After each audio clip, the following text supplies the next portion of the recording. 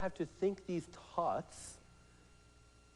All you have to do is have awareness in the body, just that idea, and then the self, being, is in every cell of the body. Perfect balance, perfect integration, perfect order, perfect harmony, pure consciousness, bliss, everywhere in the body.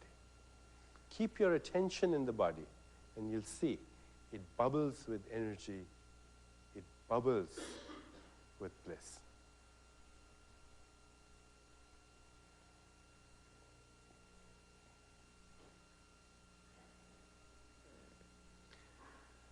Okay, you may open your eyes. We did this quite fast, even though time is an illusion.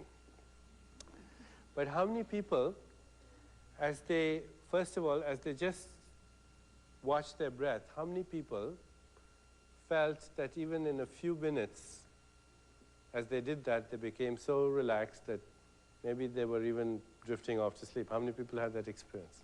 Please raise your hands. Well, what does that mean?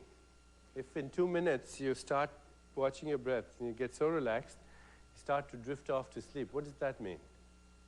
It means you need a lot of sleep. Nothing more than that.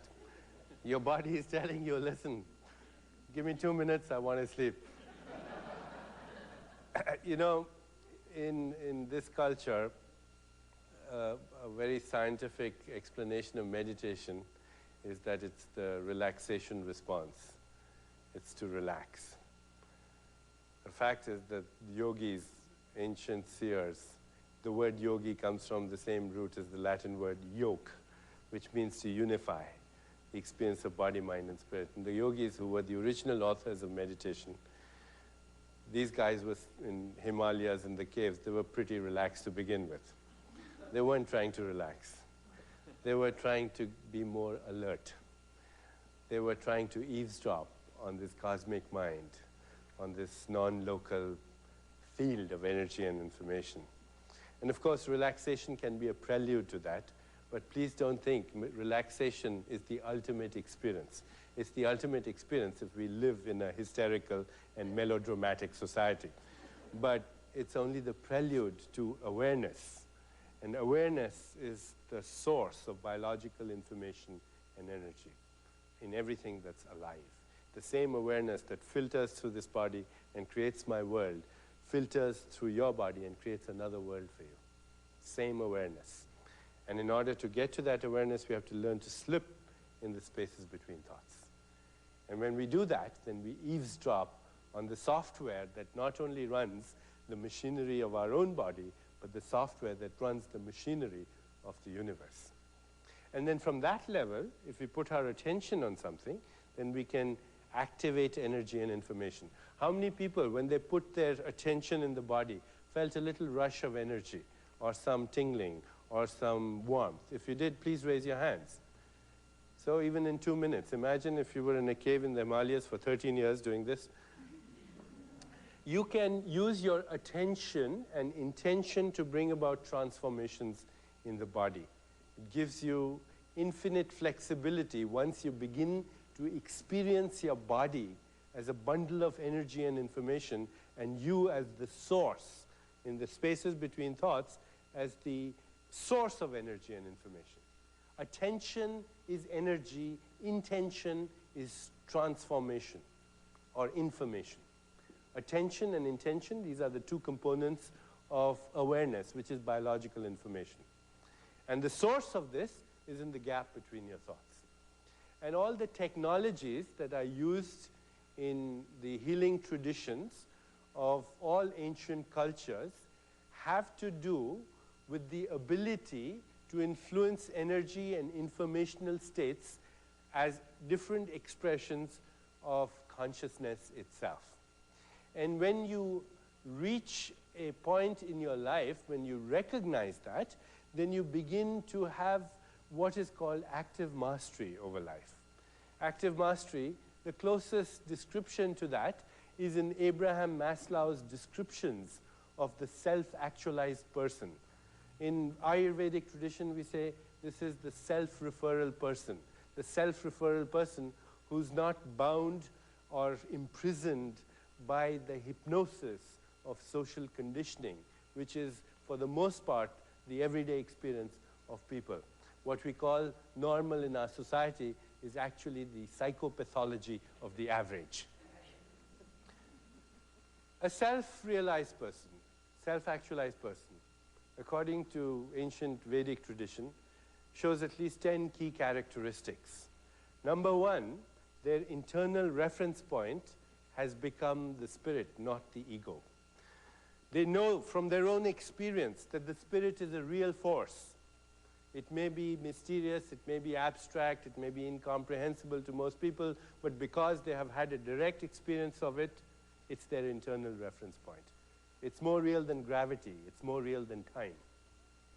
The second characteristic of this self-realized soul is that they know how to deal with the toxins in their life.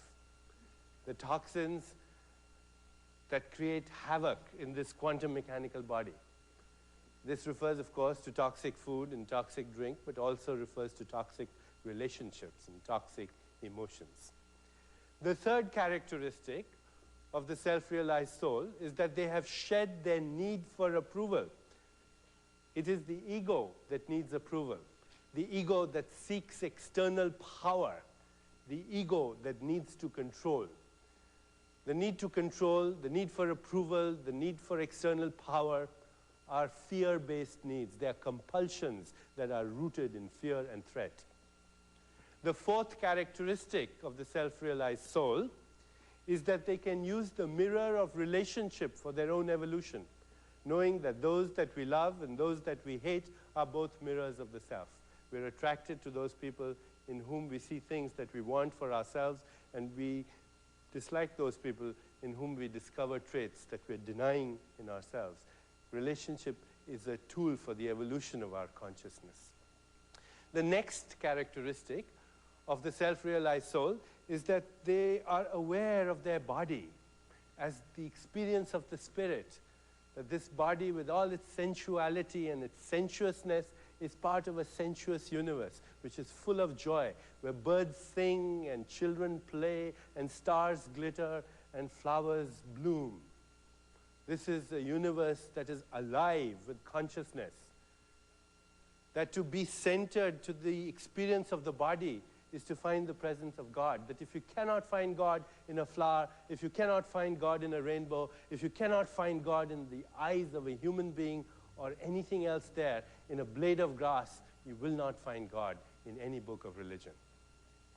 And the other characteristics of the self-realized soul are life-centered, present moment awareness. The past is gone, the future is not here, this moment you're free of both. And then, of course, there is the need to shed the burden of judgment. If you understand this model, then the divine, the diabolical, the sinner, the saint, the victor, the vanquished, they're all different disguises. And you need to embrace and know your dark side and become intimate with it if you want to ultimately release it. That you have to replace fear-based behavior with love-based behavior and ultimately begin to see the whole universe as an expression of the self. Because that's all there is, the self. Curving back within myself, I create again and again. I experience this world as an expression of myself. I'm not in the world is in me. I'm not in the body is in me. I'm not in the mind is in me. They happen to me, all these things, as I curve back within myself and create again and again. I'm the immeasurable potential of all that was, is, and will be. And my desires are like seeds left in the ground. They wait for the appropriate season, and they blossom into manifestation. And if you ask this year, why do you do it? What's the purpose? The answer is, it's so interesting. Why not?